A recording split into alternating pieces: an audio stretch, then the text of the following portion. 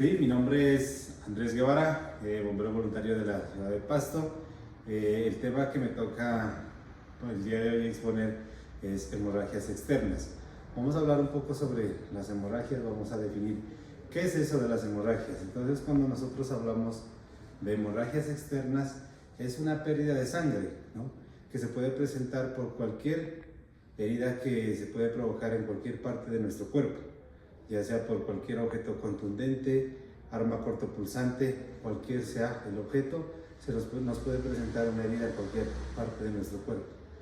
Para entender mucho más sobre las hemorragias, vamos a conocer y vamos a explicar cuáles son las principales causas, ¿no?, de las hemorragias, cuáles son sus complicaciones y la clasificación de estas.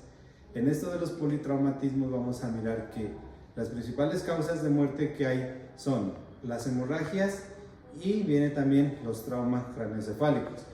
Entonces, la complicación de las hemorragias depende de dos cosas. La primera, de la cantidad de sangre que pierda mi paciente ahí, en el lugar de los hechos, donde sufrió el accidente. Esa es una de las principales causas. La segunda viene, en qué lugar anatómico y qué órgano fue que afectó la herida. De esas dos cosas depende la complicación de las hemorragias externas.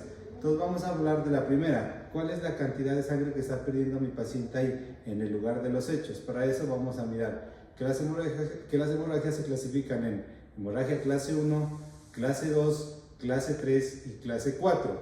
Vamos a hablar ahorita de la hemorragia o de la clasificación 1. Entonces, para entender un poco sobre esto, miramos que en nuestro cuerpo nosotros tenemos 5 litros de sangre, que son los que se están recirculando ahí, 5 litros. Entonces vamos a entender un poco, entonces, ¿cómo es eso de la clasificación 1? Cuando tenemos una hemorragia igual a 750 ml, que eso viene siendo un poquito más de medio litro, eso ya quiere decir que estamos en la clasificación tipo 1. En base a signos y síntomas es que nosotros vamos a evaluar nuestro paciente y vamos a determinar y vamos a tomar decisiones. ¿Qué es lo que presenta nuestro paciente con esa pérdida? 750 ml. La parte neurológica hasta ahí no va a estar afectada, nuestro paciente lo vamos a encontrar consciente y orientado, no va a haber cambios. Signos vitales, frecuencia cardíaca o pulso, normal, no va a haber alteraciones tampoco. Parte de la piel, hasta ahí no va a estar afectada, no va a haber cambios. O sea, ¿qué hay que hacer? ¿Cuál es el tratamiento que tenemos que dar? Hacer el control inmediatamente. ¿Listo? Pero ya estamos hablando de clasificación 1 con esa pérdida, igual a 750 ml. Clasificación 2, la pérdida va de 750 ml a 1500. Ya estamos hablando entonces ya de litro y medio. ¿Qué va a presentar nuestro paciente ahí? Parte neurológica de nuestro paciente. Vamos a mirar que se empezó a afectar, vamos a mirarlo ya que el paciente lo vamos a tornar un poco más asustado, un poco ya lo vamos a mirar que como que se nos empieza a desorientar un poquito, ¿no?, como que ya no nos responde el nombre, entonces se empezó a afectar la parte neurológica. Signos vitales, el corazón va a tener que esforzarse más, va a empezar a trabajar más, por ende va a aumentar la frecuencia cardíaca. Parte de la piel, empezamos a mirar que se empezó a tornar un poquito pálido. Listo. ¿Cuál es el tratamiento que tenemos que seguir? Hacer el control inmediatamente y hacer el transporte de este paciente. Ya tenemos clasificación 2, que la pérdida va de 750 a 1500.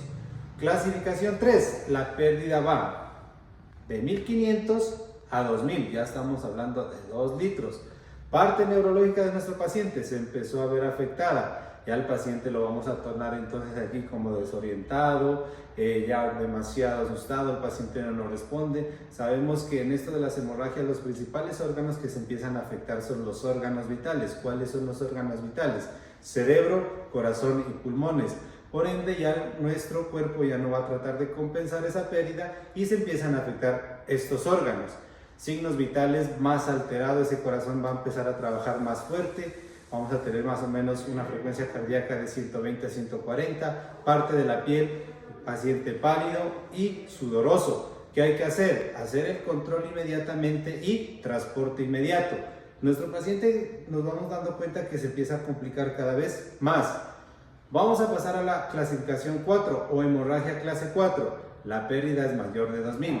Y aquí sí hay problemas porque nuestro paciente se empieza a complicar. Parte neurológica del paciente totalmente afectada. Puede ser que el paciente ya lo encontremos inconsciente, ya no nos responde, se ve afectado a nuestro paciente. Signos vitales, demasiado alterados igualmente. También parte de la piel, pálido, sudoroso y en otro signo que es la hipotermia.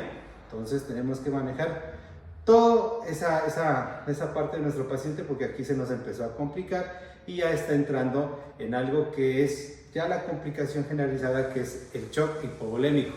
Entonces, en esta clasificación que hay que hacer, controlar inmediatamente y transporte inmediatamente porque nuestro paciente se nos empezó a complicar. Entonces, esto es algo breve para que tratemos de entender la clasificación de las hemorragias y las complicaciones que si no hacemos el tratamiento adecuado a nuestro paciente, pues lo puede llevar ya a la muerte. Muchas gracias.